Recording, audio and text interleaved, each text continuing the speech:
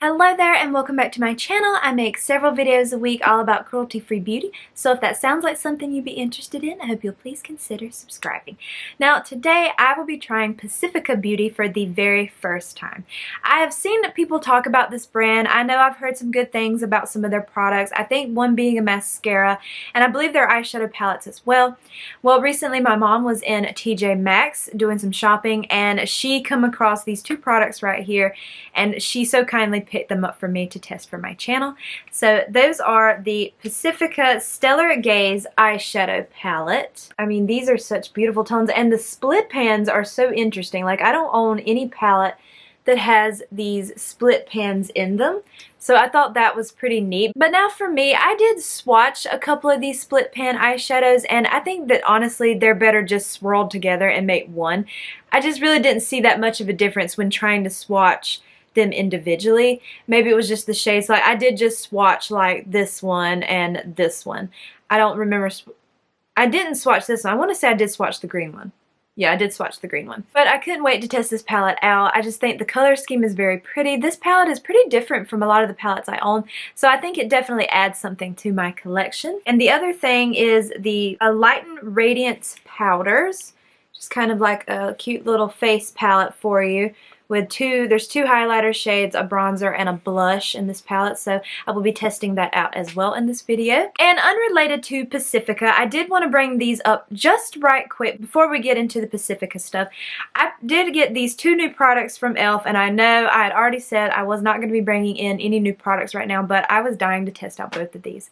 So the first one is the new Sun Touchable sunscreen from e.l.f. This is the invisible version. Love this one. I like this one better than I do the other one. Now that's only really because the other one, during like the winter and fall months where I'm not spending as much time outdoors and have a little slight tan, it's a beautiful sunscreen, but it's a little too deep for me during those times of the year. It works for me now during the summer because my body is a little bit more tanner than my face, so it kind of evens everything out for me. But just so for an everyday basis, this is perfect. And if you have ever used the Supergoop Unseen sunscreen, to me this looks and feels very, very similar on the skin. So I just wanted to point that out, but I really do like this. The other product I got was their Liquid Poreless Putty Primer. If you've watched any of my videos before, you know I rave about the original putty primer that's in the little pot. So when they released this version, I had to have it. I've used it a few times with some different foundations, and so far, I love it. Now, it's probably a little too soon to say if I love it as much as the one inside the little pot, but I do really enjoy it. I think it's a good product, so I just wanted to mention that in case you weren't a big fan of the one in the pot, you might want to try this one out. Maybe you'll like this one better. But now let's go ahead and get started on this Pacifica Beauty stuff. Okay, I'm first going to go in with the shade Aquarius on a blending brush from e.l.f. And I'm going to start running that in my crease.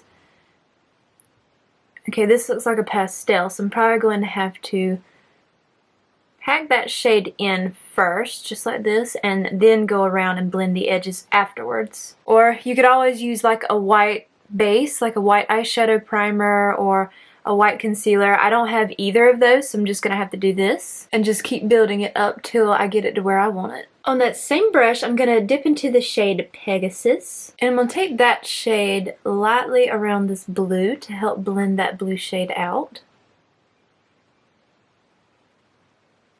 Okay, and then I'm going in with the shade Stellar on an eyeshadow brush from e.l.f. This looks like a pretty rich shade, so I just went in with a little bit, and I can always build it up if I need to. But I'm going to start packing that on this outer corner first, and then I'm also going to put it on my inner corner. I'm going to do like a halo eye today. But I want to start out with small amounts. Actually, you know what? I'm going to change that. I'm just going to make this shade be on this outer half of my lid. There's another shade in this palette that I want to give full attention to on the beginning portion, so I am going to switch that. But I will definitely do more looks with this palette because so far, I'm impressed by the quality. And then I'm going to go back in with that blending brush that I had originally and just work around this deepest blue shade. Just blend that in with the lighter blue. I think it's been a while since I've done a blue eye. I know the last couple of eye looks I've done have been like green and purple and coarse peach, my favorite. So I figured it was time to do a blue look. Okay, and then I'm going in with the shade Nova. This one is the one that I want to put all over my lid, so let's see how it goes. This is the shade that I did swatch some of these eyeshadows when I first got the palette, so that one almost felt like a cream, so I'm dying to see how it'll look on the eye. I'm going to try taking it on a flat brush from e.l.f. first and see if the brush will pick it up. I think it's going to be one of those that'll be best with your finger, but I'm going to try this. I know it come on the brush kind of chunky.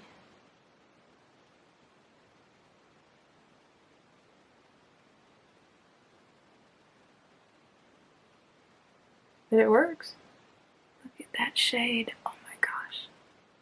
Oh my goodness, that is beautiful.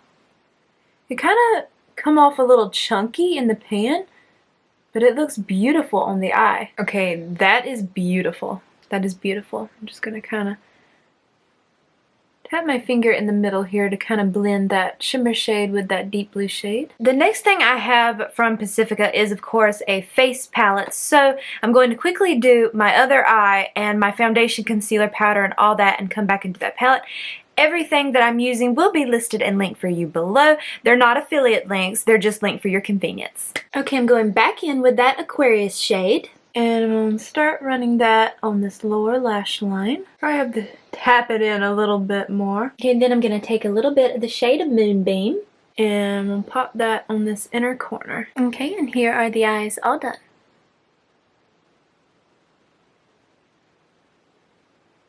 Okay, let's move on to this face palette. I'm first going to go in with the bronzer. This one is in the shade Desert. Start applying that around my forehead.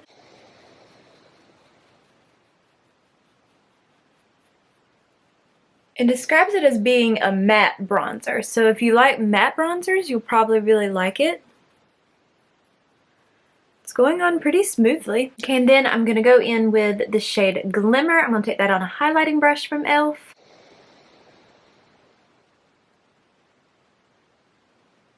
It looks like up close, unless it's just fallout from my eyeshadow, that it looks like there is a little bit of very fine glitter particles in this highlighter. Now, I don't mind that, but I know some people don't like any sort of glitter in their highlighters. But it's very fine, like it's not like a big puff of glitter. And on that same brush, I'm going in with the blush, which is the shade Sunset. It's also a matte blush. Let's try that.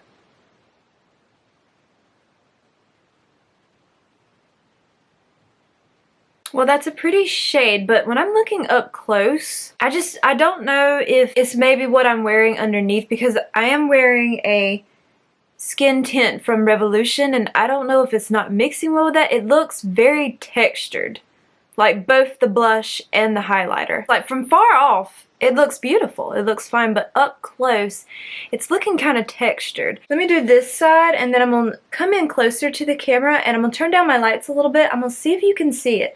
But now, I'm not going to write off the palette just yet, because it could be it's not mixing well with that foundation.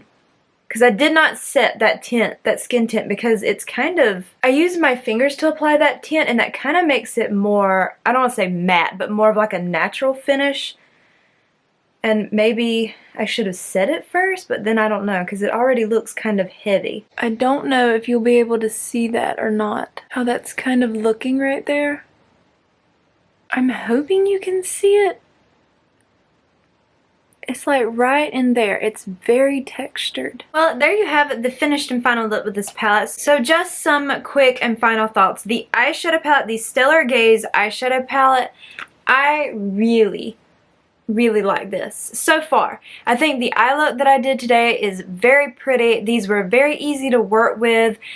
I mean, assuming that the other eyeshadows in the palette are of good quality, I would definitely recommend this to anyone. Now, for the Enlighten Radiance face powders, pretty from afar. Up close, it looks a little textured in here, but I do want to give it another chance, like I said, so I won't write off the palette just yet. But this is something that if you like very subtle bronzer, highlighter, and blush tones, then this is something you would like. However, This is the only one they have. There aren't multiple options for different skin tones, so that is definitely a con. There should be more options of this palette because this is not going to be deep enough for someone with a deeper skin tone.